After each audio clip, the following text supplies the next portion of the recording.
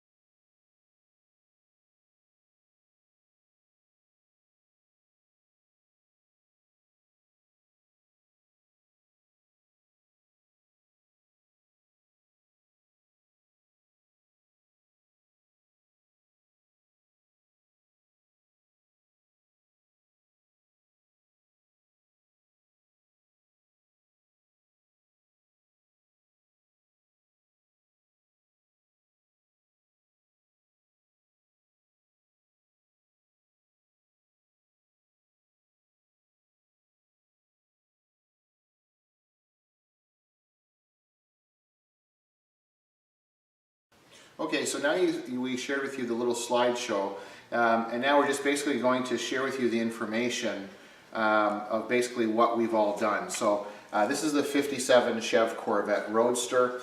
You can see in the front, what we've done is we started doing some sample sanding or sample testing because it's hard to tell in the video because all you're probably going to see is shiny paint. But the body, when you look at the body really close, there's a lot of ripples and a lot of flaws or imperfections in the body, and the product that they put on this fiberglass before they painted the car, something has sunk in and reacted, and it's quite ripply in a lot of locations. If you look at it from a distance, you go, wow, it's a really nice car. So basically what we've done is in the disassembly, you can see we've got some chunks and some cracks.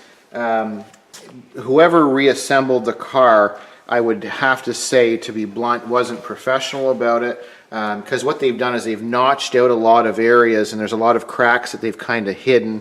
The last couple of times the car was painted, all of the grille and the trim was masked and it was painted around it, as opposed to removing it properly and sanding it so there's no edges between the trim and the body. And then we see things like this, and hopefully the camera can pick it up.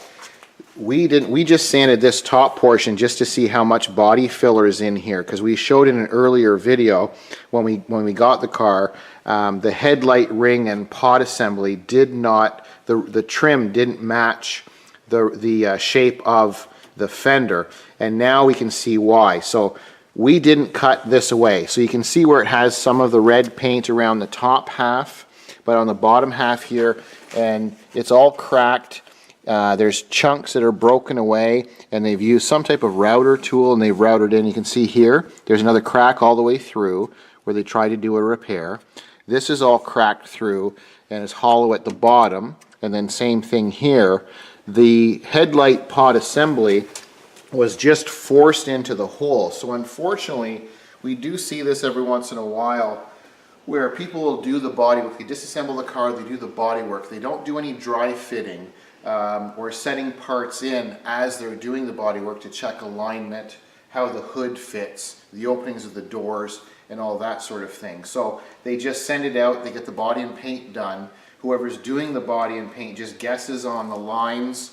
This has quite a bit of body filler in it in different areas, and so they basically just kind of block sand it out, they paint it, they ship it back, and then someone tries to reassemble it.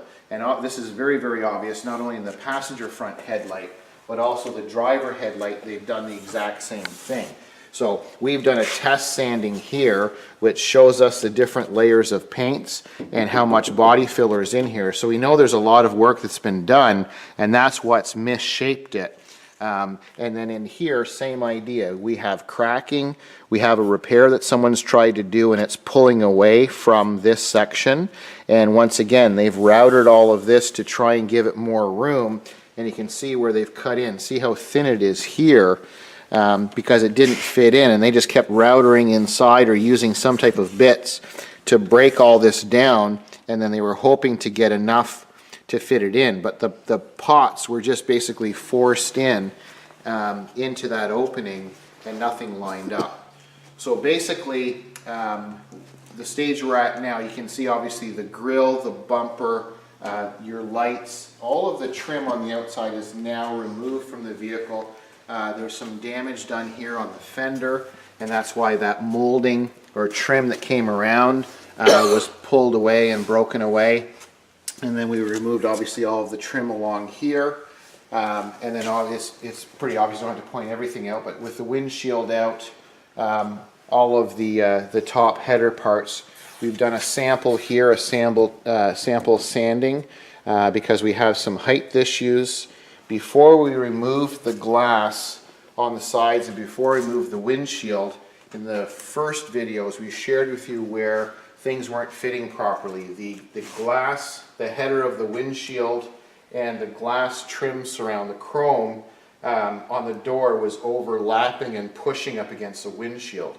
So what we did before we removed the glass is we repositioned and readjusted the doors, so now we have, the gaps are closer and much better, and we'll have to do some more work once we strip them down, because we're noticing there's quite a bit of body fillers throughout. So as we continue, we'll be able to find where all the problem areas are. And as the camera person, it's kind of crowded here, but as the camera person comes this way, excuse me, you can see inside the dash and interior area. It doesn't look like much, but it's a tremendous amount of work to be able to remove all of those items. So all of the trim, a lot of the studs, they just weren't installed properly. Things like the radio didn't work or doesn't work. The speaker doesn't work, the clock. So a lot of the items that should be working are not working in the vehicle. So we tested everything, and then we made notes of all the items that aren't working. So what we're going to do, because it looks like it's all a numbers matching car and date correct coded items, we're going to have to make sure that the clock is rebuilt because it's the correct clock for this car. Same thing as the radio and the speaker. So we'll get those items sent out, rebuilt properly, and we'll know everything will work. And in the meantime, we removed all of the carpet, all of the trim, and all of the moldings and accents. So once we have that done, then it basically opens things up for us to continue on the bodywork. So we tested some of the main areas to see how much body filler and how thick and how many layers of paint there is on the car. And then now that we have all the trim off, the next thing is we will be doing a lot of sanding to sand all of this down to the original gel coat. So what we'll do is we'll shoot another video. Once we start sanding the car, we'll start on the passenger rear quarter panel. We'll start to sand it, and then we'll share with you what we see once we have that quarter panel done, and then we'll continue sharing as we work on this 57 Corvette. So I thank you for watching. I'm John from lastchanceautorestore.com.